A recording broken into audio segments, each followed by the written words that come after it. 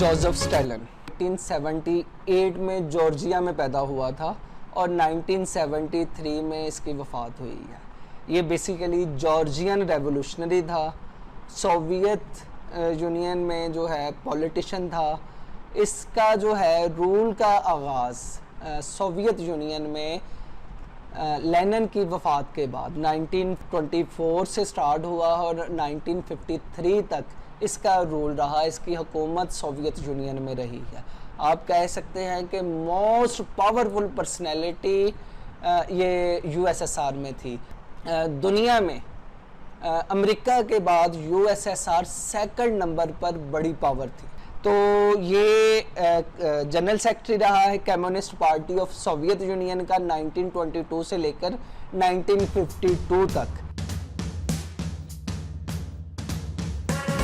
इसके आइडियाज़ को स्टालिनिज्म कहा जाता है, जैसे हम मार्क्सिज्म कहते हैं, लेनिनिज्म कहते हैं। तो इसी तरह इसके आइडियाज़ इसने अपने पर्टिकुलर एनवायरनमेंट के मुताबिक जो आइडियाज़ दिए हैं वो तमाम आइडियाज़ की कंपाइलेशन जो है वो स्टालिनिज्म कहलाती है। तो अब इसकी ज़िंदगी अगर देखें तो ज़िंदगी इसकी जॉर्जिया का रहने वाला था और गरीब घर में पैदा हुआ था। तो इसका असल में था इब्तिदा में ये छोटी मोटी चोरी चकारियाँ किया करता था। तो ये एक बड़ी जो है एक बड़ी अहम हकीकत है।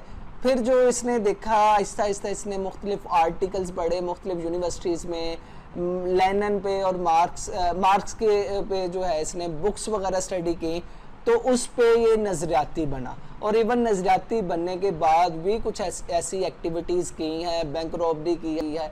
तो ये बहुत सी किताबों में तो ये आता है कि इसने बैंक रॉबरीज़ की हैं, इब्तिदा पे चोरी भी करता रहा, लेकिन कई जगह पे है कि नहीं ये तकरीबन ये तमाम बातें गलत हैं। लेकिन फिर भी बाद में इसने आर्टिकल्स लिखना शुरू किए, एक बहुत बेहतरीन नज़रियाती इंसान बन गया ये। तो इस वजह से जो रशियन हुकूमत थी, रशियन ज़ार था, वो इस बंदे के बड़ा ख़िलाफ़ था। बहुत एक्टिव इंसान था ये। और आप अंदाज़ा करें कि इसकी ताकत का अंदाज़ा इस बात से किया जा सकता है कि इसे 2 से 3 दफ़ा साइबेरिया में सज़ा के लिए भेजा गया। और साइबेरिया ऐसी जगह थी कि जिधर इंसान को भेज दिया जाता था, सर्दी की वजह से बुरा हाल हो जाता था, वहाँ से कोई इंसान वापस नहीं आ सकता था। तो कहा जाता है कि ये तकरीबन 2 दफ़ा वहाँ से भागकर वापस आया और जिंदा सलामत।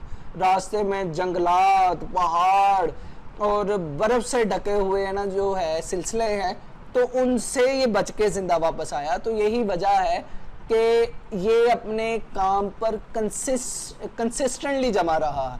इवन ये भी हुआ है कि लेनिन जला वतन कर दिया गया, वतन से बाहर रहा, लेकिन ये बंदा वतन में ही रहा है और पकड़ा जाता था, किसी न किसी तरीके से भागकर वापस आ जाता और फिर अपनी एक्टिविटीज़ शुरू कर देता था। तो कंसिस्टेंट था अपने काम पे कि भाई अपने काम पर जमे रहना, इसीलिए इसे स्टैलिन कहा जाता है। स्टैलिन जो है अ मैन ऑफ स्टील, लोहे का इंसान।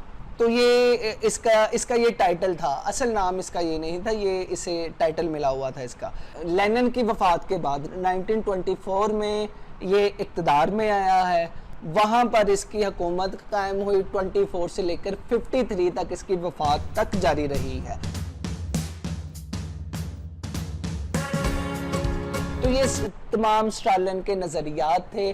तो यही नज़रियात हैं जो कि उसने अपनी रियासत में जिनकी इम्प्लीमेंटेशन की है। दुनिया में जितने भी सोशलिस्ट थे ये उनका लीडर था और वो इनको अपना लीडर मानते थे।